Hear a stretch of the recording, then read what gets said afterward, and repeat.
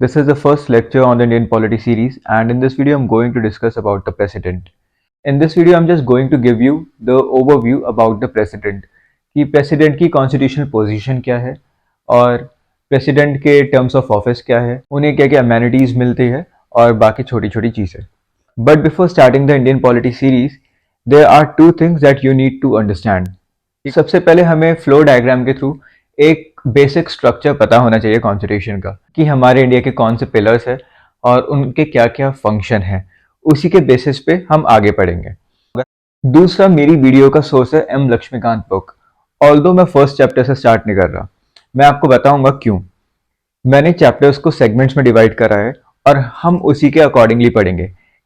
जिस तरीके से मैं बता रहा हूँ अगर हम उस तरीके से पढ़ेंगे तो एक तो आपकी अंडरस्टैंडिंग बेटर होगी और दूसरा आपको रिवीजन में काफ़ी हेल्प मिलेगी, आपका टाइम बचेगा. तो अब हम फ्लो चार्ट के थ्रू इंडिया के 3 पिलर्स देखते हैं. सबसे पहले हमें पता होना चाहिए कि जो इंडिया है, India is a union of states. इसका मतलब क्या है यूनियन ऑफ स्टेट्स का मतलब? यूनियन ऑफ स्टेट्स का मतलब ये है कि कई छोटे छोटे राज्य मिलके पूरा एक देश बना रहे हैं और छोटे छोटे स्टेट्स है जो मिलके पूरी एक कंट्री बना रहे हैं. So India is a union of states मतलब इंडिया के अंदर काफी स्टेट्स है. इंडिया सिर्फ एक पूरा बड़ा स्टेट नहीं है, इंडिया के अंदर अलग अलग स्टेट्स है. तो सबसे पहले अब हम यूनियन की बात करेंगे. Union is India. ओके, अब हमारे इंडिया में 3 पिलर्स है. सबसे पहला है एग्जीक्यूटिव, दूसरा लेजिस्लेटिव और थर्ड इज जुडिशरी. अब इन तीनों पिलर्स के अलग अलग फंक्शन है. एग्जीक्यूटिव का अलग फंक्शन होगा, लेजिस्लेटिव का अलग फंक्शन होगा एंड जुडिशरी का अलग फंक्शन होगा. एग्जीक्यूटिव का क्या फंक्शन होगा?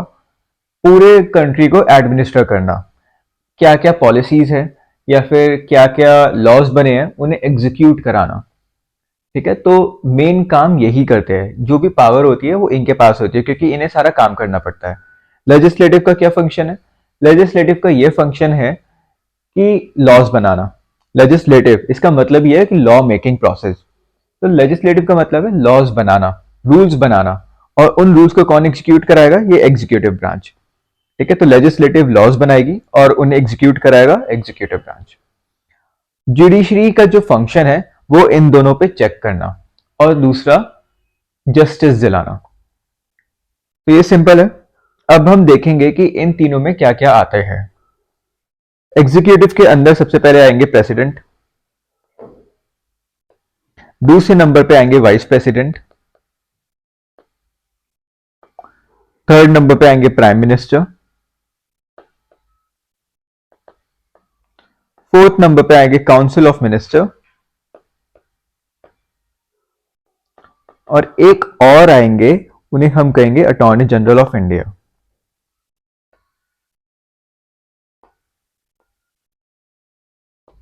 अब हम लेजिस्लेटिव का देखते हैं. लेजिस्लेटिव में प्रेसिडेंट आएंगे फिर से, दूसरा आएगा लोकसभा जिसे हम लोअर हाउस भी बोलते हैं या फिर हम इसे हाउस ऑफ पीपल भी बोलते हैं. और थर्ड नंबर पे आएंगे यहाँ पे राज्यसभा जिसे हम अपर हाउस बोलते हैं और हम इसे काउंसिल ऑफ स्टेट्स भी बोलते हैं.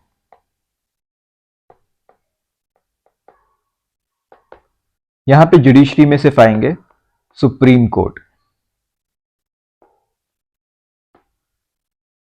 ठीक है, तो एक बार आप फिर से देखिए. तो हम यूनियन की बात कर रहे हैं अभी. यूनियन के 3 पिलर्स है, एग्जीक्यूटिव, लेजिस्लेटिव और जुडिशरी.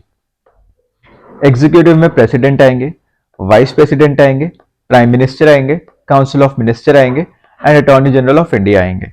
लेजिस्लेटिव में प्रेसिडेंट आएंगे वापस, लोकसभा आएंगे और राज्यसभा आएंगे और जुडिशरी में सुप्रीम कोर्ट आएगी. ठीक है, इन तीनों को मिलके बनाता है, जो लेजिस्लेटिव में जो 3 है, प्रेसिडेंट, लोकसभा एंड राज्यसभा, ये 3 मिलके बनाते हैं पार्लियामेंट. तो पार्लियामेंट में सिर्फ लोकसभा और राज्यसभा नहीं होते, पार्लियामेंट में प्रेसिडेंट भी होते हैं। तो ये आपको याद रखना है, this is a very important point. दूसरा पॉइंट मैं आपको ये बताना चाहता हूँ, जो यहाँ पे वाइस प्रेसिडेंट, प्राइम मिनिस्टर और काउंसिल ऑफ मिनिस्टर्स दिख रहे हैं, ये तीनों लेजिस्लेटिव में भी आते हैं। प्रेसिडेंट तो है ही, ठीक है, एग्जीक्यूटिव में प्रेसिडेंट है, लेजिस्लेटिव में प्रेसिडेंट है। वाइस प्रेसिडेंट, ये जो राज्यसभा है, इसका चेयरमैन होता है। तो वाइस प्रेसिडेंट भी लेजिस्लेटिव का पार्ट हो गया, ये एग्जीक्यूटिव का भी पार्ट है और लेजिस्लेटिव का भी पार्ट है। Prime minister and council of minister इस लोकसभा का पार्ट होते हैं and they are responsible for the Lok Sabha. ये हम देखेंगे आगे, बट हमें इतना पता होना चाहिए कि प्रेसिडेंट एग्जीक्यूटिव में भी है, लेजिस्लेटिव में भी है, वाइस प्रेसिडेंट एग्जीक्यूटिव में भी है और लेजिस्लेटिव में है। लेजिस्लेटिव में वो राज्यसभा का चेयरमैन होता है। Prime minister and council of ministers ये एग्जीक्यूटिव में भी है और ये लेजिस्लेटिव में है। लेजिस्लेटिव में ये लोकसभा के अंदर आते हैं।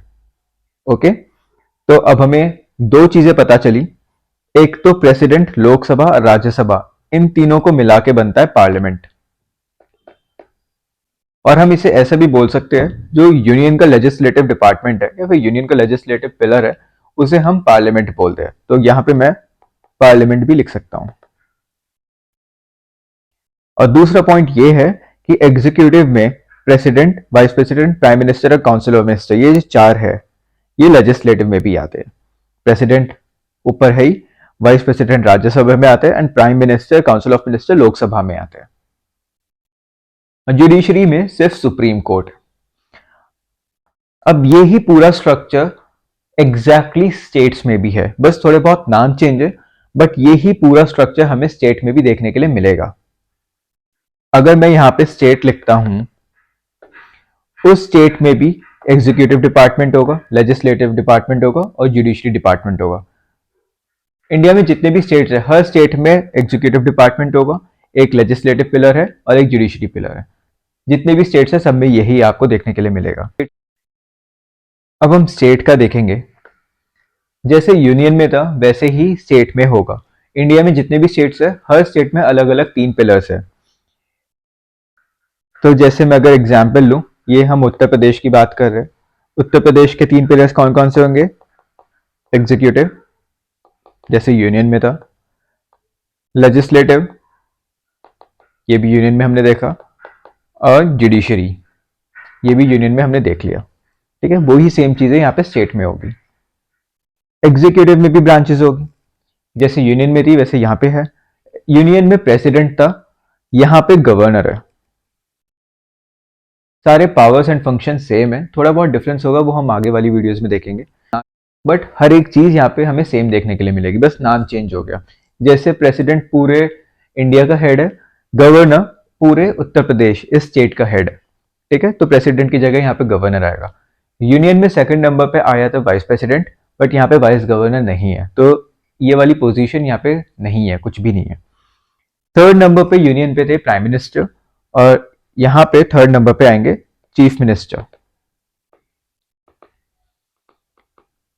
ये भी सारे वही फंक्शन लेते हैं, इनकी भी सारी फंक्शन और पावर सब प्राइम मिनिस्टर जैसे ही है। जैसे प्राइम मिनिस्टर पूरे इंडिया को लीड करते हैं, चीफ मिनिस्टर पूरे स्टेट को लीड करेंगे। ठीक है, फिर हमने देखा था काउंसिल ऑफ मिनिस्टर, तो स्टेट में भी हमें वो काउंसिल ऑफ मिनिस्टर देखने के लिए मिलेंगे। इनके तो नाम भी चेंज नहीं हुए, वो सेम ही है। वहां पे थे, यूनियन पे थे attorney general of India, but state में हो जाएंगे वो एडवोकेट जनरल। तो यूनियन के एग्जीक्यूटिव में 5 लोग होते हैं, president, vice president, council of minister, prime minister and attorney general of India. State में सिर्फ 4 होंगे, governor, chief minister, council of minister and advocate general. ठीक है, अगर हम इसके यूनियन वाला पार्ट देखें, तो गवर्नर की जगह यहाँ पे थे president, same function. Chief minister की जगह यहाँ पे थे prime minister, same function and powers. Council of minister की जगह यहाँ पे काउंसिल ऑफ मिनिस्टर्स ही थे, और एडवोकेट जनरल की जगह थे यहाँ पे अटॉर्नी जनरल। इन लोगों के सेम ही फंक्शन है, बट ये पूरे यूनियन का है, पूरे इंडिया का, और ये सिर्फ एक स्टेट के है। और यहाँ पे वाइस प्रेसिडेंट भी आते हैं, जो स्टेट में हमें नहीं में देखेंगे। अब लेजिस्लेटिव देखते हैं। हमने लेजिस्लेटिव में क्या देखा था यूनियन के? वहां पे थे प्रेसिडेंट, दूसरे में थे लोकसभा और थर्ड थे राज्यसभा, मतलब lower house and upper house. यहाँ पे भी हम वही देखेंगे, प्रेसिडेंट की जगह कौन आ जाएगा? गवर्नर। गवर्नर बिल्कुल सेम होगा, जैसे गवर्नर एग्जीक्यूटिव में, यहाँ पे भी स्टेट में गवर्नर लेजिस्लेटिव में भी हो गए। यहाँ पे भी लोअर हाउस होगा और इसे हम बोलते हैं लेजिस्लेटिव असेंबली। ये सब हम डिटेल में पढ़ेंगे, बस मैं अभी आपको एक बेसिक स्ट्रक्चर बताने की कोशिश कर रहा हूं। यूनियन के लोअर हाउस को कहते थे लोकसभा या फिर house of the people. State के लोअर हाउस को बोलेंगे हम लेजिस्लेटिव असेंबली, या फिर हिंदी में विधानसभा।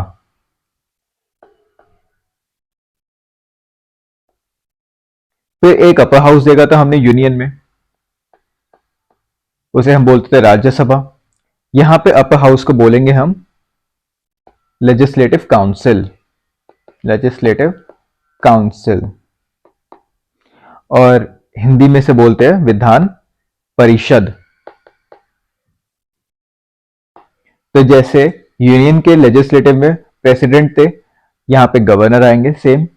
वहां पे लोअर हाउस अपर हाउस थे, यहाँ पे भी लोअर हाउस और अपर हाउस है, बस नाम चेंज हो गए। वहां के लोअर हाउस को हम बोलते थे लोकसभा, यहाँ के लोअर हाउस को हम बोलेंगे विधानसभा। इंग्लिश में वो house of the people, English में यहाँ पे लेजिस्लेटिव असेंबली। अपर हाउस को हम वहां के बोलते थे राज्यसभा, स्टेट के अपर हाउस को हम बोलेंगे विधान परिषद।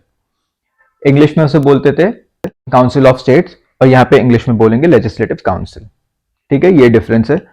जुडिशरी में वहां पे सुप्रीम कोर्ट थे, राइट। यहाँ पे जुडिशरी में आएंगे हाई कोर्ट, और हाई कोर्ट के नीचे होंगे डिस्ट्रिक्ट कोर्ट्स। हर स्टेट में एक हाई कोर्ट होगा, हर स्टेट का सिर्फ एक हाई कोर्ट होगा, थोड़े बहुत एक्सेप्शन है वो हम देखेंगे बाद में। और हर एक डिस्ट्रिक्ट में एक डिस्ट्रिक्ट कोर्ट होगा। जैसे एक स्टेट में बहुत सारी डिस्ट्रिक्ट्स होती है, जैसे फॉर एग्जांपल उत्तर प्रदेश में 80 डिस्ट्रिक्ट्स है, तो उन 80 डिस्ट्रिक्ट्स में 80, हर एक डिस्ट्रिक्ट में हर एक डिस्ट्रिक्ट कोर्ट होगा। तो वहां पे जुडिशरी में सिर्फ सुप्रीम कोर्ट है यूनियन में, स्टेट में हाई कोर्ट होगा, हाई कोर्ट के नीचे डिस्ट्रिक्ट कोर्ट होगा। तो ये पूरा बेसिक स्ट्रक्चर है। एक बार मैं आपका फिर से रिवीजन कराता हूं। ये यूनियन है, जो ग्रीन में है वो यूनियन है, जो ब्लू में है वो स्टेट का है। तो स्टेट में हम देखें, एग्जीक्यूटिव में गवर्नर आते हैं, यूनियन में प्रेसिडेंट आते हैं। एग्जीक्यूटिव में स्टेट के चीफ मिनिस्टर आते हैं, यूनियन में प्राइम मिनिस्टर आता है। एग्जीक्यूटिव एंड स्टेट दोनों में ही यहाँ पे काउंसिल ऑफ मिनिस्टर्स आएंगे। यूनियन में अटॉर्नी जनरल आ जाएंगे और स्टेट में एडवोकेट जनरल आ जाएंगे। यूनियन में वाइस प्रेसिडेंट है और एग्जीक्यूटिव में स्टेट में कुछ नहीं है। लेजिस्लेटिव की बात करते हैं, यूनियन के लेजिस्लेटिव में थे प्रेसिडेंट और स्टेट में है गवर्नर। यूनियन के फिर लोअर हाउस है जिसे हम बोलते थे लोकसभा या फिर हाउस ऑफ पीपल, और यहां के लोअर हाउस को बोलते हैं लेजिस्लेटिव असेंबली या फिर विधानसभा। यूनियन के अपर हाउस को हम बोलते थे राज्यसभा, और स्टेट के अपर हाउस को हम बोलते हैं विधान परिषद या फिर लेजिस्लेटिव काउंसिल। जुडिशरी अगर हम देखें, यूनियन में थी बस सुप्रीम कोर्ट, पूरे इंडिया का बस एक ये सुप्रीम कोर्ट है जो पूरी यूनियन का है, और हर स्टेट में एक अलग अलग हाई कोर्ट है, उसके नीचे डिस्ट्रिक्ट कोर्ट आते हैं। ठीक है, तो ये पूरी बेसिक मशीनरी है। तो पहली चीज हमारी ये कंप्लीट हो गई, आपको समझ में आ गया कि 3 पिलर्स होते हैं, एग्जीक्यूटिव, लेजिस्लेटिव, जुडिशरी। यूनियन का एक अलग है और हर स्टेट के अलग अलग अलग है। जैसे उत्तर प्रदेश का एग्जीक्यूटिव, लेजिस्लेटिव, जुडिशरी अलग है, पंजाब का एग्जीक्यूटिव, लेजिस्लेटिव और जुडिशरी वो अलग होगा। ऐसे हर स्टेट के अलग अलग होते हैं। अब यहाँ पे मैं आपको एक पॉइंट बताना चाहता हूँ।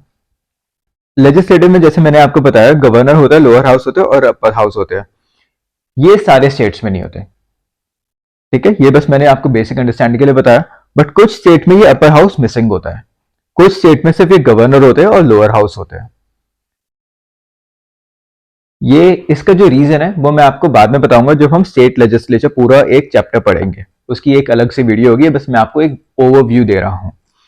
ठीक है, तो बस आपको इतना याद रखना है कि जो ये अपर हाउस है लेजिस्लेटिव का स्टेट वाला, ये सारी स्टेट्स में नहीं होते। उत्तर प्रदेश में है, ठीक है, कुछ कुछ स्टेट्स में नहीं है। दूसरा मैं आपको यह बताना चाहता हूं, हम इंडियन पॉलिटी की सीरीज को पढ़ेंगे कैसे। जो मेरा सोर्स है जितने भी नोट्स का, वो है M Laxmikanth book, and UPSC या फिर किसी भी पीसीएस के लिए वो बुक बिल्कुल बेस्ट है। अगर आपने वो बुक सही से पढ़ ली तो आपका इंडियन पॉलिटी वाला पूरा जो पोर्शन है वो बहुत अच्छे से कंप्लीट हो जाएगा।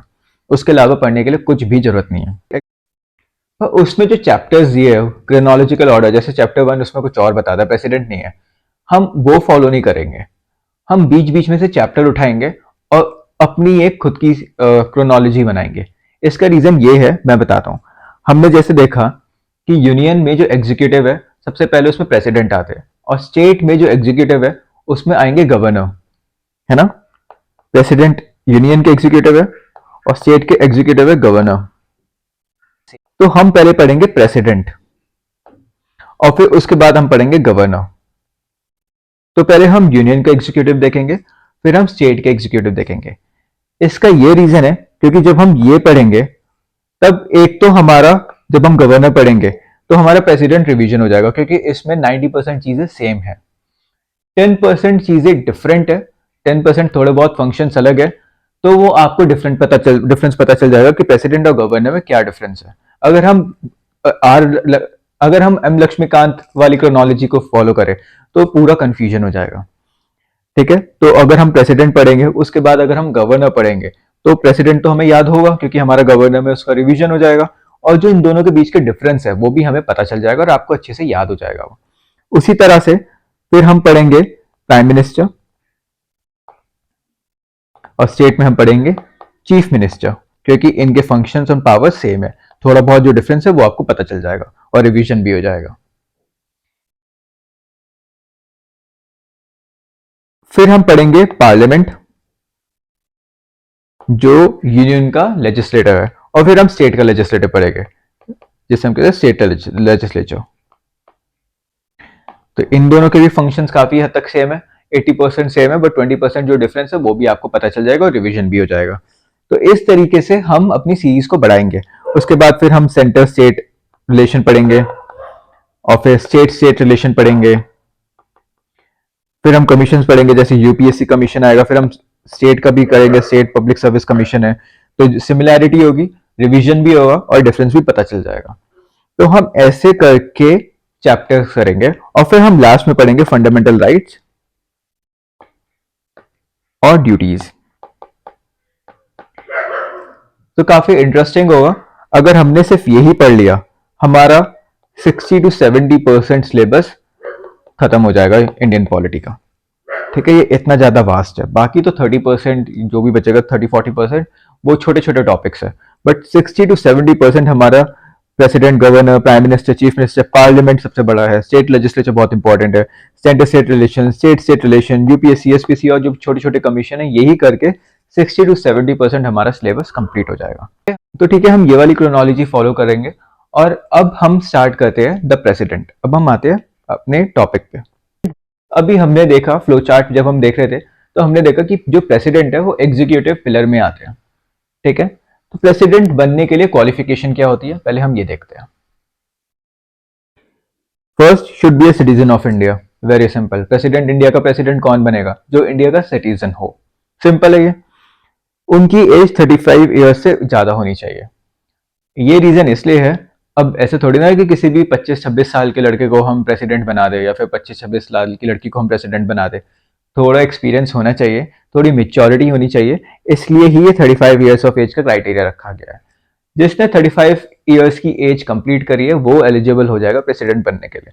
सो पहला क्राइटेरिया क्या है? Should be a citizen of India. दूसरा क्राइटेरिया क्या है? Should have completed 35 years of age. Simple है। थर्ड है, should be qualified for election as a member of Lok Sabha. इसका मतलब ये है, जो प्रेसिडेंट के लिए वो ही एलिजिबल है जो लोकसभा का मेंबर बनने के लिए भी एलिजिबल होगा। लोकसभा हमने देखा था कि लेजिस्लेटिव डिपार्टमेंट में लोअर हाउस होता है यूनियन के। ठीक है, तो जो लोकसभा में जाने के लिए एलिजिबल है वो ही सिर्फ प्रेसिडेंट बनने के लिए एलिजिबल होगा। तो अब क्वेश्चन आता है कि लोकसभा में जाने के लिए कौन एलिजिबल होता है? वो हम बाद में पढ़ेंगे। वो हम तब पढ़ेंगे जब हम पार्लियामेंट के बारे में सही से डिस्कस करेंगे। उसमें लोकसभा, राज्यसभा, जो जो एलिजिबल होगा सब बताऊंगा मैं। बट अभी के लिए आपको बस इतना पॉइंट याद रखना है कि जो लोकसभा में जाने के लिए एलिजिबल है वो ही फिर एलिजिबल होगा प्रेसिडेंट के लिए। ठीक है, तो 3 पॉइंट हो गए। Should be a citizen of India, should have completed 35 years of age and should be qualified for election as a member of Lok Sabha. जो लोकसभा के इलेक्शन के लिए क्वालिफाइड है वो ही प्रेसिडेंट के इलेक्शन के लिए भी क्वालिफाइड होगा।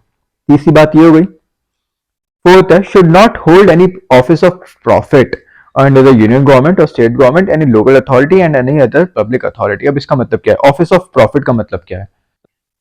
इसका मतलब ये है जो प्रेसिडेंट बनने के लिए एलिजिबल है, जो प्रेसिडेंट के इलेक्शन लड़ना चाहता है, उसका कोई और काम नहीं होना चाहिए। मतलब उसका ये नहीं है कि वो किसी स्टेट का गवर्नर है अभी, या फिर वो कोई मिनिस्टर है, या वो कोई एमपी है। MP is member of parliament, जो पार्लियामेंट के अंदर मेंबर होते हैं। या फिर कोई एमएलए है, MLA is member of legislative assembly. ठीक है, ये सब हम देखेंगे क्या क्या होता है। तो should not hold any office of profit under the union government. Union government में क्या होगा? यूनियन गवर्नमेंट में एमपी होगा, मेंबर ऑफ पार्लियामेंट, या फिर जुडिशरी का कोई मेंबर ना हो, सुप्रीम कोर्ट का जज ना हो, या फिर वाइस प्रेसिडेंट ना हो। मतलब कोई भी ऑफिस ऑफ प्रॉफिट नहीं होना चाहिए जिसकी वजह से वो अर्न कर रहा है। ठीक है, पहली बात ये, ना वो यूनियन गवर्नमेंट कोई ऑफिस ऑफ प्रॉफिट हो, ना वो किसी स्टेट गवर्नमेंट में या फिर लोकल अथॉरिटी में भी ना हो। लोकल अथॉरिटी मतलब वो मेयर भी ना हो, या फिर वो एक काउंसलर भी ना हो, कुछ भी ना हो। और अगर कोई गवर्नर है और वो प्रेसिडेंट बनना चाहता है, या फिर अगर कोई मिनिस्टर या एमपी या एमएलए है और वो प्रेसिडेंट बनना चाहता है, सबसे पहले उन्हें अपनी पोस्ट से रिजाइन देना पड़ेगा। फॉर एग्जाम्पल, जो हमारे प्रेसिडेंट थे रामनाथ कोविंद, इनसे पहले जो प्रेसिडेंट थे वो पहले बिहार के गवर्नर थे। तो प्रेसिडेंट इलेक्शन में जाने के लिए उन्होंने ये वाली पोस्ट को, जो गवर्नर थे, इसे अब छोड़ दिया था। तो ठीक है, अगर कोई गवर्नर है, मिनिस्टर है, एमपी एमएलए है, उसे वो पोस्ट छोड़नी पड़ेगी। मतलब कोई भी ऑफिस ऑफ प्रॉफिट नहीं होना चाहिए। तो एक सिटीजन होना चाहिए इंडिया का, 35 ईयर से एज कंप्लीट होनी चाहिए, जो लोकसभा में इलेक्शन लड़ने के लिए एलिजिबल हो, वो ही प्रेसिडेंट का इलेक्शन लड़ने के लिए एलिजिबल हो। फोर्थ, किसी भी union government, state government, local authority में कोई ऑफिस ऑफ प्रॉफिट नहीं होना चाहिए। अब मान लीजिए एक जेंटलमैन है XYZ, ये प्रेसिडेंट बनना चाहते हैं और ये इंडिया के सिटीजन भी है, इनकी 35 ईयर्स ऑफ एज भी कंप्लीट हो गई, ये लोकसभा का इलेक्शन लड़ने के लिए भी एलिजिबल है और इनका किसी भी यूनियन गवर्नमेंट, स्टेट गवर्नमेंट या लोकल अथॉरिटी में कोई ऑफिस ऑफ प्रॉफिट भी नहीं है। तो मतलब ये ओवरऑल एलिजिबल है प्रेसिडेंट बनने के लिए। अब इन्हें कम से कम 50 लोग से सहमति लेनी पड़ेगी। मतलब 50 लोग कौन? 50 इलेक्टर्स। ठीक है, जो लोग इलेक्ट होके मेंबर ऑफ पार्लियामेंट बने हैं, या फिर जो लोग इलेक्ट होके स्टेट असेंबली में गए हैं, ठीक है, या जो भी लोकसभा में है या कोई राज्यसभा में है, ऐसे 50 लोगों की सहमति लेनी पड़ेगी। वो 50 लोग जब प्रपोज करेंगे इनका नाम, पहला पॉइंट ये, और फिर 50 लोग उस चीज को दोबारा बोलेंगे, मतलब उसे सेकंड करेंगे। 50 लोगों ने इनका नाम प्रपोज करा, ये 50 इलेक्टेड लोग हैं, याद रखे, इलेक्टेड लोग, जो जनता इलेक्ट करती है। तो 50 लोगों ने इनका नाम नॉमिनेट करा कि हाँ एक XYZ है, ये एलिजिबल है, और हम 50 लोग मिलके इन्हें प्रेसिडेंट बनाना चाहते हैं। अब ये ही नाम ये 50 लोग अलग उसे स्वीकार करेंगे, हाँ ठीक है, जो इन लोगों ने इलेक्ट करा है, मतलब जो जिन लोगों ने नॉमिनेट करा है इस बंदे को, हम इसे सेकंड करते हैं, हम भी मान रहे हैं कि हाँ ठीक है, ये बंदा बिल्कुल सही है प्रेसिडेंट बनने के लिए। तो ये भी एक एलिजिबिलिटी है। Nomination of a candidate must be subscribed by at least 50 electors as proposers, कि हाँ 50 इलेक्टर्स उसे प्रपोज करे, एंड 50 इलेक्टर्स एज सेकेंडर्स, और 50 लोग उसकी बात को सेकंड करे या फिर उसकी बात को एक्सेप्ट करे। तो टोटल 100 लोग, 100 इलेक्टर्स इलेक्टेड बाय पीपल। ठीक है, एक और है, अब जो नॉमिनेट हो गया उसे RBI is the central bank of India, RBI में 15,000 का डिपॉजिट कराना पड़ेगा। और अगर वो कैंडिडेट जब इलेक्शन होगा उसमें 1/6 वोट सिक्योर नहीं कर पाता, तो ये 15,000 उसके डूब जाएंगे। ठीक है, ये भी सिंपल था। तो he should be citizen of India, उसकी 35 ईयर्स ऑफ एज कंप्लीट होनी चाहिए, वो मेंबर ऑफ लोकसभा के इलेक्शन लड़ने के लिए एलिजिबल होना चाहिए, उसका कोई ऑफिस ऑफ प्रॉफिट नहीं होना चाहिए union government, local authority and any other public authority में। 50 इलेक्टेड लोग उसे प्रपोज करेंगे और फिर 50 इलेक्टेड लोग उसे सेकंड करेंगे। और दूसरा, जब ये सब हो जाएगा तो उसे 15,000 की security reserve bank of India में डिपॉजिट करानी पड़ेगी, और अगर वो 1/6 वोट नहीं ला पाया, तो उसके जो 15,000 रुपए है ये डूब जाएंगे। ये वाला प्रोविजन इसलिए है ताकि कोई ऐरा गैरा प्रेसिडेंट के नॉमिनेशन में खड़ा ना हो पाए। So only the serious candidate will participate in the election of president, इसलिए ही ये वाला प्रोविजन दिया गया है। ये 15,000 अब है, 1997 से पहले, ये पॉइंट मैं बस आपको ऐसे याद करने के लिए बता रहा हूँ फैक्ट के लिए। 1997 से पहले ये 15,000 की कीमत थी 2,500, ठीक है। तब सिर्फ 2,500 की डिपॉजिट करानी पड़ती थी आरबीआई में, और जो ये 50 इलेक्टर है, 50 सेकेंडर है, प्रपोजर्स और सेकेंडर, ये 10-10 होते थे। 10 इलेक्टर उसे प्रपोज करेंगे और 10 इलेक्टर उसे सेकंड करेंगे। ये 1997 के पहले की कहानी थी, और फिर उसे 2,500 का डिपॉजिट कराना पड़ता था आरबीआई में। बट उस टाइम पे देखा गया कि बहुत हर कोई प्रेसिडेंट के इलेक्शन खड़ा हो से जाता था, क्योंकि ये सिर्फ 10 पे काफी सिंपल क्राइटेरिया था, और नॉन सीरियस कैंडिडेट्स भी खड़े हो जाते थे। तो सिर्फ सीरियसनेस बढ़ाने के लिए इन्हें 50 कर दिया, 50 प्रपोजर, 50 इलेक्टर सेकेंडर, और 2,500 को बढ़ा के 15,000 डिपॉजिट कर दिया। 1997 के पहले ऐसा था, अब 1997 के बाद ये होने लगा। ये बस मैंने आपको एक फैक्ट बताया है। तो क्वालिफिकेशन पता चल गया कि प्रेसिडेंट का इलेक्शन कौन कौन लड़ सकता है। अब मान लीजिए कोई प्रेसिडेंट बन गया, जो इलेक्शन होगा वो इलेक्शन के ऊपर मैं अलग वीडियो बनाऊंगा, क्योंकि वो थोड़ा टिपिकल प्रोसेस है, थोड़ा डिफिकल्ट है, वो मैं अच्छे से एक्सप्लेन करूंगा। पर अब मान लीजिए कोई प्रेसिडेंट बन गया, तो उसकी क्या क्या टर्म्स होगी ऑफिस की। सबसे पहला, वो 5 साल के लिए प्रेसिडेंट बनेगा। ये नहीं कि एक बार इलेक्शन हुआ वो अब 10 साल 15 साल आराम से प्रेसिडेंट है, उसका ऑफिस का टर्म कभी खत्म ही नहीं होगा। वो इलेक्शन के बाद सिर्फ 5 साल प्रेसिडेंट बनेगा। ऑल्दो वो अपने ऑफिस से कभी भी रिजाइन दे सकता है, और वो जो रेजिग्नेशन लेटर होगा उसे हमेशा वाइस प्रेसिडेंट को देना होगा। It is a very important point. President का रेजिग्नेशन तब भी एक्सेप्ट होगा जब वो अपना रेजिग्नेशन लेटर वाइस प्रेसिडेंट को देगा। Got it? तो 5 साल, ये भी इंपॉर्टेंट है कि जो प्रेसिडेंट का ऑफिस टर्म होता है वो 5 साल बाद होता है। हर 5 साल में प्रेसिडेंट के लिए इलेक्शन होते हैं। जैसे लोकसभा में हर लोकसभा या फिर स्टेट लेजिस्लेटिव के असेंबली के जो इलेक्शन होते हैं वो हर 5 साल बाद ही होते हैं, उसी तरह प्रेसिडेंट का इलेक्शन भी 5 साल बाद होता है। अगर उसे रेजिग्नेशन देना है, उससे प्रेसिडेंट नहीं बना जा रहा, उसे अपना ऑफिस छोड़ना है, तो उसे वाइस प्रेसिडेंट को एक रेजिग्नेशन लेटर देना पड़ेगा। वो सिर्फ वाइस प्रेसिडेंट को ही देना पड़ेगा, ये नहीं कि वो किसी को भी दे रहा है, या फिर बस मीडिया में बैठा दिया कि हाँ मैं प्रेसिडेंट नहीं बन पा रहा, मैं तो मैं रेजिग्नेशन दे रहा हूँ। वाइस प्रेसिडेंट को ही देगा वो। इसके अलावा वो अपने ऑफिस से भी हटाया जा सकता है। प्रेसिडेंट को अपने ऑफिस से भी हटाया जा सकता है। इसे हम बोलते हैं इम्पीचमेंट प्रोसेस। ये भी मैं आगे वाली वीडियो में आपको प्रॉपर बताऊंगा कि कैसे प्रेसिडेंट हट जाता है। ठीक है। अब ये जो 5 साल है ये बढ़ भी सकते हैं, ये 6 साल भी हो सकते हैं, या फिर इससे ज्यादा भी हो सकते हैं। वो तब हो सकते हैं जब तक कोई और प्रेसिडेंट ऑफिस में नहीं आएगा, या फिर इलेक्शन में कोई और कैंडिडेट नहीं होगा। मान लीजिए मैं प्रेसिडेंट हूं, अब मैं 5 साल मेरे कंप्लीट हो गए, बट अब तक मेरा कोई सक्सेसर आया ही नहीं है। अब तक प्रेसिडेंशियल इलेक्शन ही हुए, कोई प्रॉब्लम हुई, कोविड हो गया या फिर कुछ और प्रॉब्लम हो गई, और वो इलेक्शन लेट हो गए, तो अब तक इलेक्शन ही नहीं हुए, कोई और प्रेसिडेंट बना ही नहीं। तो जब तक कोई और प्रेसिडेंट नहीं आएगा ऑफिस में, तब तक मैं कंटिन्यू करता रहूंगा, चाहे वो 6 साल हो जाए, 7 साल हो जाए, 8 साल हो जाए। जब तक कोई और इलेक्शन नहीं होगा, जब तक कोई और कैंडिडेट नहीं आएगा, कोई और कैंडिडेट प्रेसिडेंट नहीं बनेगा, पुराना वाला प्रेसिडेंट कंटिन्यू करता रहेगा। ठीक है, ये it is a very important point. तो the president can hold office beyond the term of 5 years until his successor assume charge. Simple. और कोई भी प्रेसिडेंट कितनी बार भी इलेक्शन में खड़ा हो सकता है। यूएसए में क्या है, यूएसए में कोई भी एक बंदा 2 बार ही प्रेसिडेंट बन सकता है, 2 times president only. But India में ऐसा ही नहीं है। इंडिया में अनलिमिटेड टाइम है, चाहे वो 10 बार प्रेसिडेंट बने, 30 बार प्रेसिडेंट बने, it doesn't matter. Unlimited time of president कोई भी बन सकता है। यूएसए में वो 2 times है। राजेंद्र प्रसाद, ये जेंटलमैन राजेंद्र प्रसाद है, ये हमारे इंडिया के फर्स्ट प्रेसिडेंट थे, और जो सेकंड प्रेसिडेंट थे वो भी राजेंद्र प्रसाद थे। तो ये जेंटलमैन 2 बार बैक टू बैक प्रेसिडेंट बने थे। तो एक बार फिर से देखते हैं। प्रेसिडेंट का टर्म ऑफ ऑफिस 5 साल होता है, वो अपने ऑफिस से कभी भी रिजाइन दे सकता है, वो रेजिग्नेशन लेटर वाइस प्रेसिडेंट को देना होता है उसे। वो अपने ऑफिस से हटाया भी जा सकता है, उसे हम बोलते हैं इम्पीचमेंट प्रोसेस, वो हम देखेंगे क्या होता है।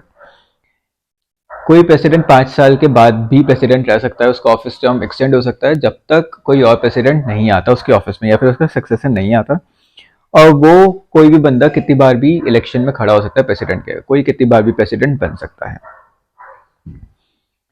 अब कोई प्रेसिडेंट बन गया, अब उसे सबसे पहले ओथ लेनी पड़ती है। ठीक है, आपने न्यूज में देखा होगा कि प्रेसिडेंट ओथ ले रहे हैं। ये हमारी सबसे नई प्रेसिडेंट है, इनका नाम है द्रौपदी मुर्मू। और ये ओथ ले रहे हैं इनके सामने। ये कौन है? ये है chief justice of India. Chief justice of India कौन होते हैं? जो सुप्रीम कोर्ट के हेड होते हैं। मैंने आपको बताया ना कि जुडिशरी एक पिलर है और उसमें यूनियन में सुप्रीम कोर्ट आते हैं, तो जो इस सुप्रीम कोर्ट के हेड होते हैं वो चीफ जस्टिस ऑफ इंडिया होते हैं। ठीक है, तो ये ओथ जो प्रेसिडेंट को लेनी होती है अपने ऑफिस को कंटिन्यू करने से पहले, अपने ऑफिस को रन करने से पहले, अपने ऑफिस में घुसने से पहले उन्हें in chief justice of India के सामने ओथ लेनी पड़ती है। तो उस ओथ में क्या क्या बोलते हैं? To faithfully execute the office, कि मैं ईमानदारी से अपना ऑफिस चलाऊंगी। To preserve, protect and defend the constitution and the law, कि मैं कॉन्स्टिट्यूशन को बचाऊंगी, उसे प्रोटेक्ट करूंगी, उसे डिफेंड करूंगी और कानून को भी डिफेंड करूंगी। To devote himself to the service and wellbeing of the people of India. और ये जो ओथ होती है मैंने आपको बताया चीफ जस्टिस ऑफ इंडिया के सामने होती है, इनके सामने। अगर chief justice of India absent है या किसी रीजन से नहीं आ पाए, तो सुप्रीम कोर्ट का जो सीनियर मोस्ट जज होगा, चीफ जस्टिस ऑफ इंडिया के बाद जो जज आएंगे उनके सामने होगी, पर ओथ होगी। और लास्ट पॉइंट है any other president acting as president और discharging the function of president under the same, ये सेम है, अंडर द सेम ओथ। इसका मतलब ये हुआ कि अगर मान लीजिए प्रेसिडेंट अपने ऑफिस में उन्हें कुछ हो जाता है और प्रेसिडेंट की जो सीट है वो वेकेंट हो जाती है, तो कोई और एक्टिंग प्रेसिडेंट बनेगा, जैसे वाइस प्रेसिडेंट एक्टिंग प्रेसिडेंट बना, तो उन्हें भी वो ओथ लेनी पड़ेगी। अब कुछ कंडीशंस है प्रेसिडेंट के ऑफिस में आने के बाद भी, कुछ कंडीशंस होती है, अब हम वो देखेंगे। सबसे पहले अभी हमने बात करी थी, मैंने आपको बताया था कि कोई भी ऑफिस ऑफ प्रॉफिट नहीं होना चाहिए। ऑफिस ऑफ प्रॉफिट का मतलब, अगर कोई बंदा इलेक्शन में प्रेसिडेंट के लिए खड़ा है तो उसका कोई और भी ऑफिस ऑफ प्रॉफिट नहीं होना चाहिए, उसका कोई और काम नहीं होना चाहिए सेंट्रल गवर्नमेंट, स्टेट गवर्नमेंट या फिर किसी भी पब्लिक अथॉरिटी में। वो चीज प्रेसिडेंट बनने के बाद भी लागू होगी। He should not be a member of either House of Parliament or a House of State Legislature. President बनने के बाद भी वो ना तो एमपी होना चाहिए या फिर एमएलए होना चाहिए। एमपी एमएलए क्या होता है मैं आपको बाद में एक्सप्लेन करूंगा अच्छे से, बट एमपी का मतलब होता है मेंबर ऑफ पार्लियामेंट। जो पार्लियामेंट होता है, स्टेट हमने लेजिस्लेचर देखा था यूनियन का, उसमें जो मेंबर होता है वो मेंबर ऑफ पार्लियामेंट हो गया, और स्टेट लेजिस्लेचर में जो मेंबर होता है लेजिस्लेटिव असेंबली में, वो हो गया मेंबर ऑफ लेजिस्लेटिव असेंबली। तो he should not be a member of either house of parliament nor a house of state legislature, पहली बात।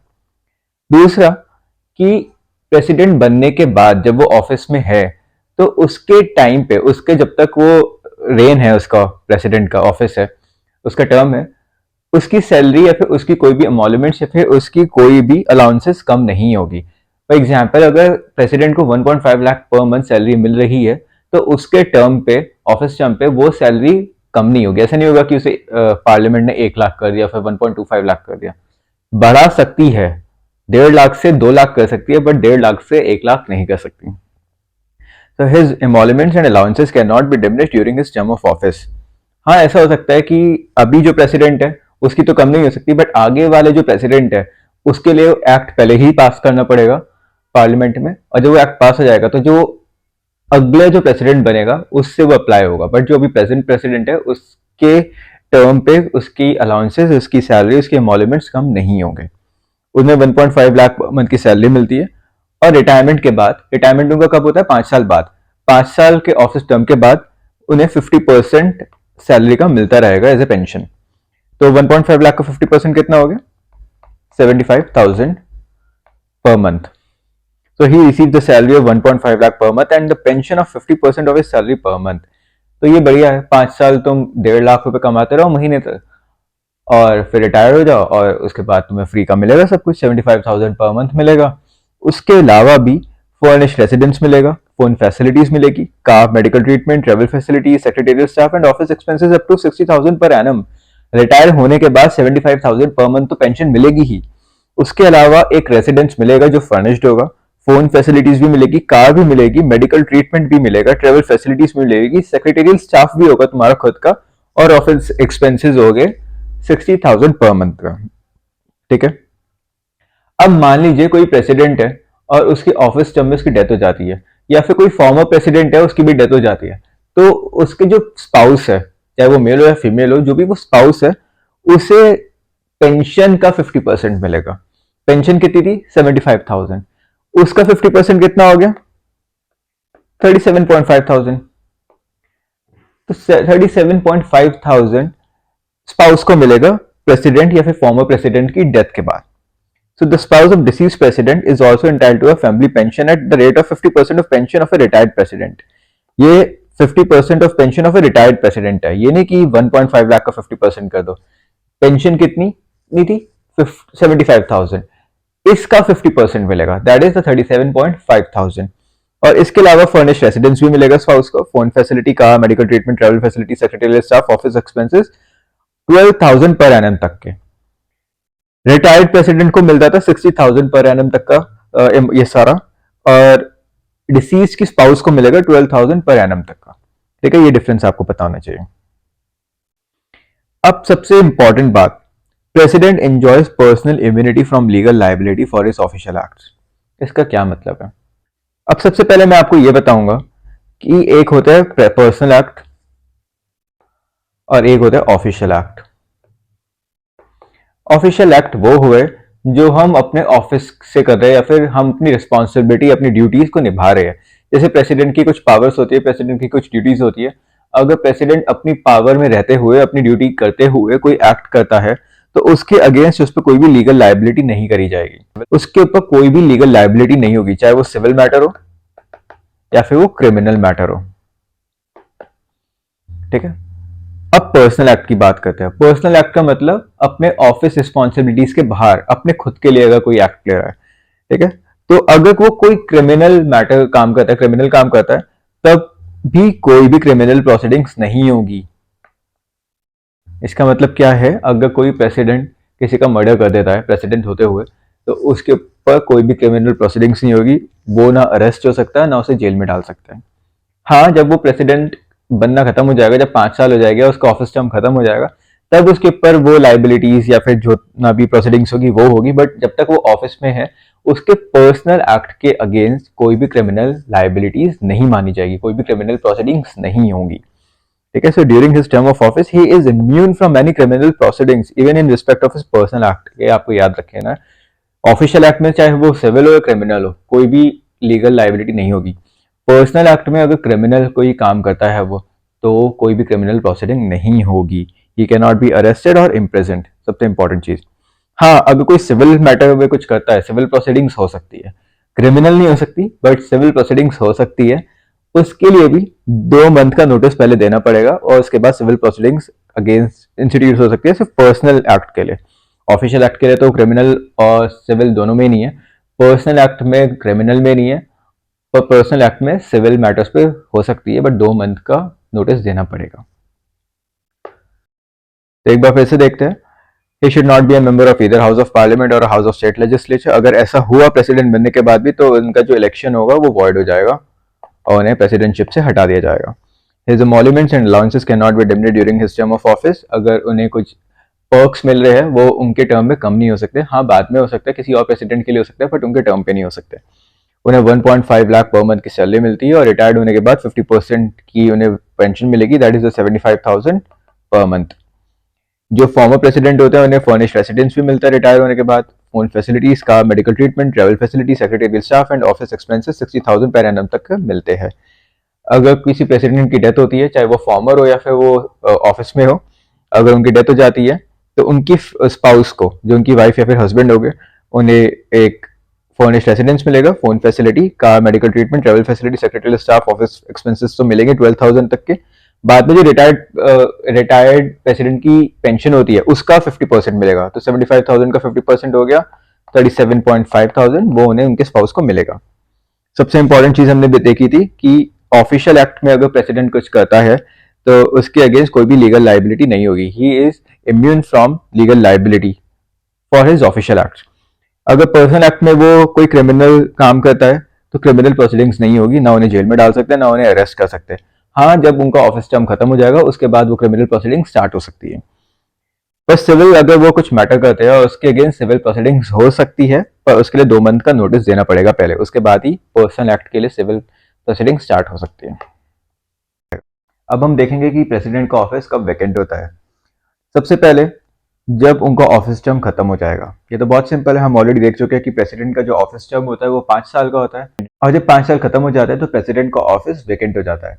ऑल दो 5 साल खत्म होने से पहले ही एक फ्रेश इलेक्शंस करे जाते हैं और एक पहले से ही प्रेसिडेंट कैंडिडेट तैयार होता है। जैसे ही 5 साल खत्म होते हैं एग्जिस्टिंग प्रेसिडेंट के, तो नया प्रेसिडेंट आके ऑफिस होल्ड कर देता है। दूसरा कब वैकेंट होगा, जब प्रेसिडेंट अपना रेजिग्नेशन देगा। ये भी हम ऑलरेडी देख चुके हैं, प्रेसिडेंट अपना रेजिग्नेशन देते हैं वाइस प्रेसिडेंट को।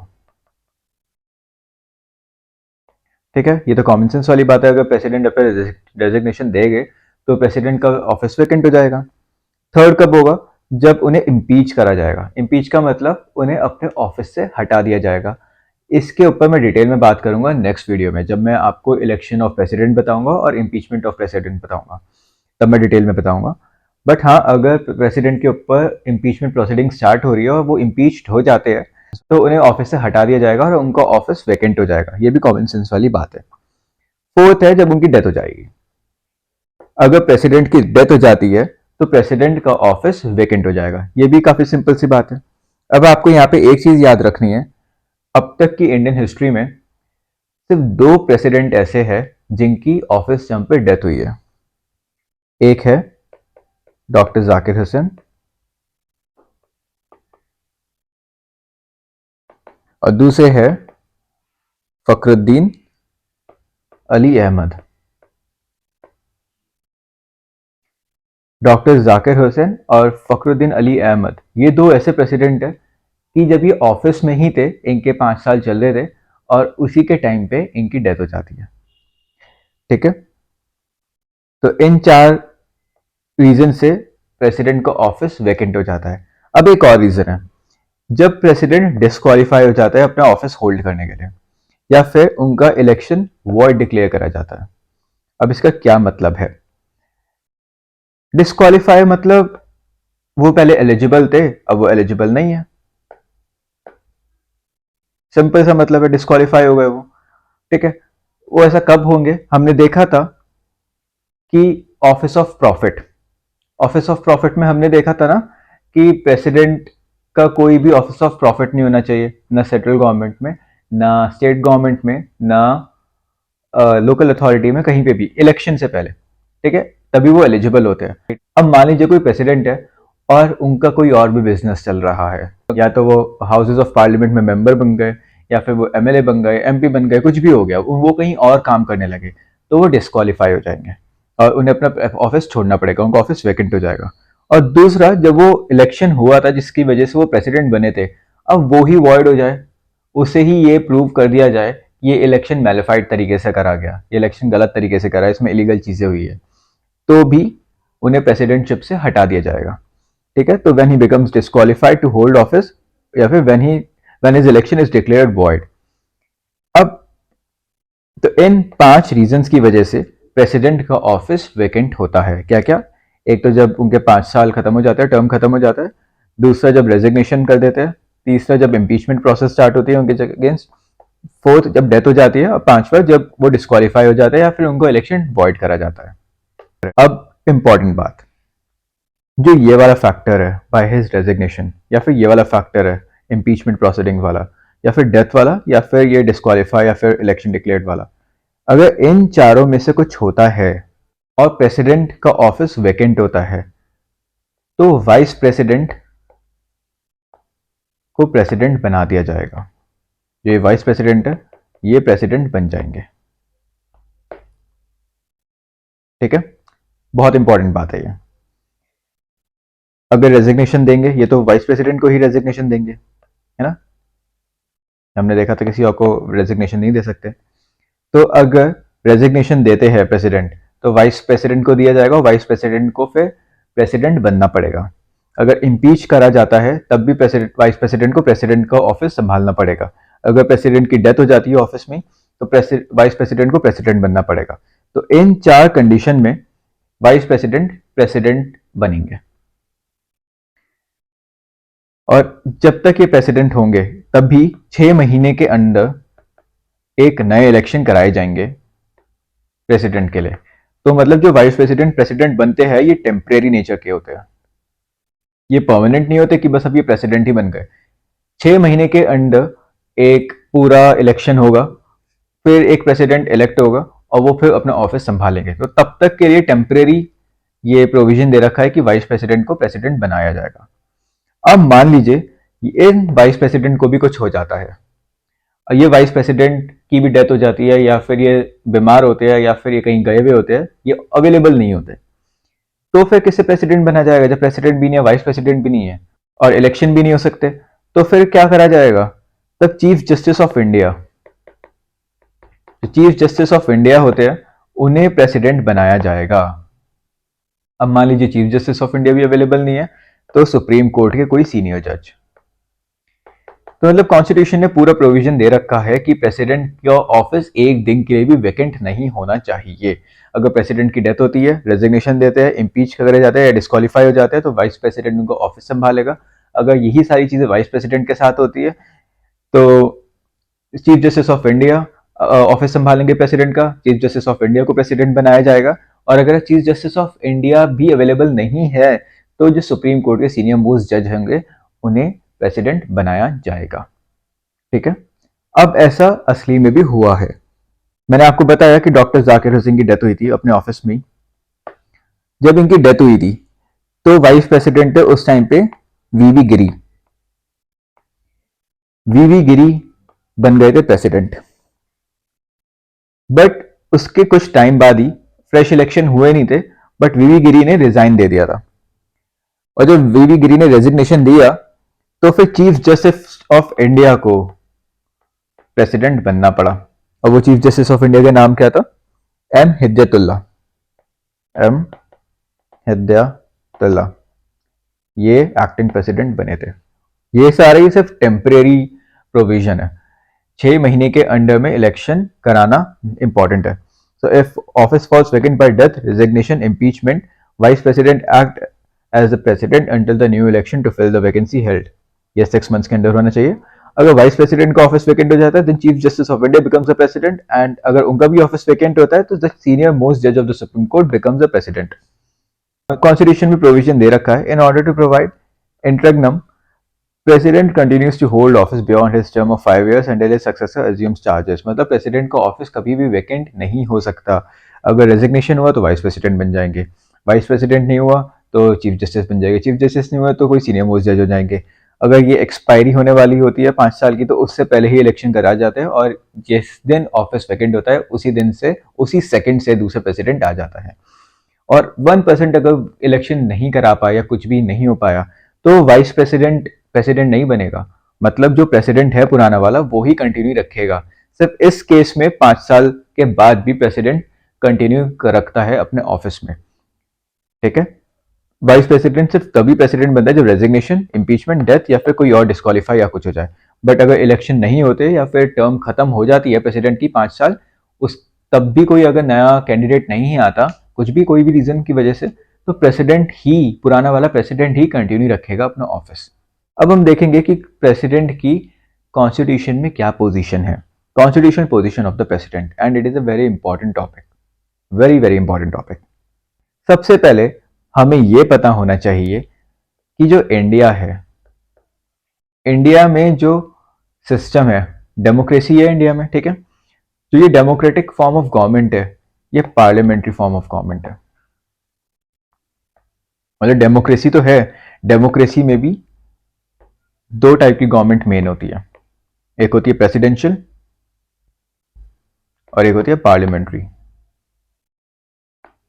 ठीक है, ये प्रेसिडेंशियल वाली फॉर्म ऑफ गवर्नमेंट यूएसए में है और जो पार्लियामेंट्री फॉर्म ऑफ गवर्नमेंट है वो इंडिया एंड यूके में है। तो इंडिया में पार्लियामेंट्री फॉर्म ऑफ गवर्नमेंट है। अगर क्वेश्चन आए तो आपको पता होना चाहिए, India has a parliamentary form of government. इसका मतलब क्या है? इसका मतलब यह है कि यहाँ पे प्रेसिडेंट के पास पावर नहीं है, जो असली पावर है पार्लियामेंट के पास है। आप सोचोगे कि प्रेसिडेंट तो प्रेसिडेंट होता है तो इसके पास पावर क्यों नहीं है?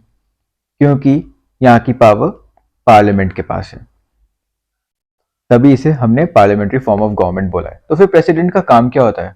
प्रेसिडेंट का कुछ काम नहीं होता, प्रेसिडेंट सिर्फ एक सिंबॉलिक हेड है। अब वो हम पढ़ेंगे। President has to act on the advice of the council of ministers headed by the prime minister.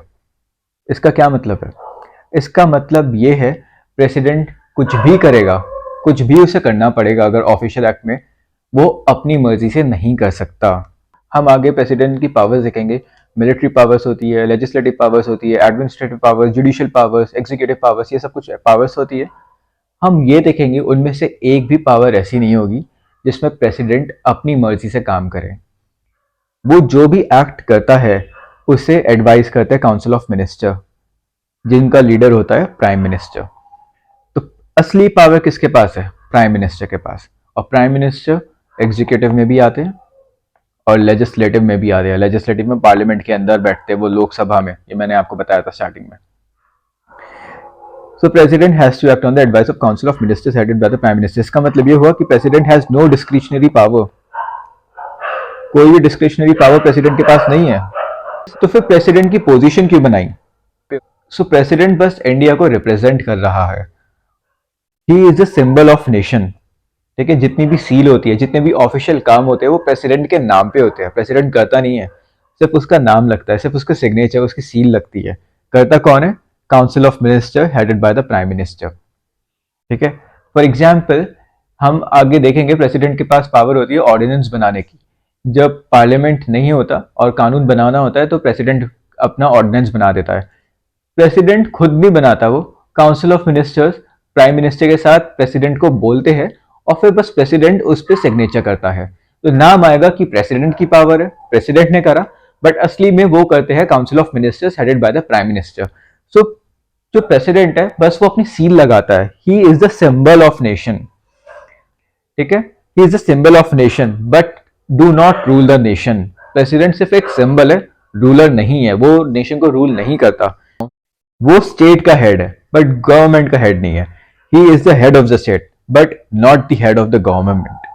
ठीक है, तो ये आपको पता होना चाहिए। एक और मैं आपको एग्जांपल देता हूं, फिर मैं आपको बताता हूं कि कानून कैसे बनता है।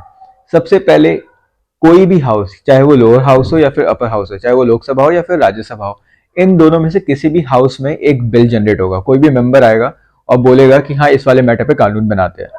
पहले वो एक हाउस में पास होगा, जिस हाउस में पहले वो बना, जैसे लोकसभा में बना वो, तो लोकसभा उसे पास करेगा। फिर वो बिल जाएगा राज्यसभा के पास, राज्यसभा भी पास करेगा। और जब दोनों हाउस पास करेंगे तो वो जाएगा प्रेसिडेंट के पास। जब प्रेसिडेंट अपने सिग्नेचर देगा तब वो बिल से एक्ट बनेगा। ठीक है, तब वो प्रॉपर कानून बनेगा। बट ये नहीं है कि प्रेसिडेंट अपनी मर्जी से सिग्नेचर करेगा। प्रेसिडेंट को काउंसिल ऑफ मिनिस्टर्स बताएंगे प्राइम मिनिस्टर के साथ कि हाँ तुम्हें इस पे सिग्नेचर करने हैं, तुम्हें इस पे सिग्नेचर नहीं करने, तुम्हें ये रिजेक्ट करना है, तुम्हें ये वापस भेजना है। ये सारी चीजें उन्हें काउंसिल ऑफ मिनिस्टर्स बताएंगे headed by the prime minister. President के पास कोई भी डिस्क्रिशनरी पावर्स इन सब चीजों में नहीं है।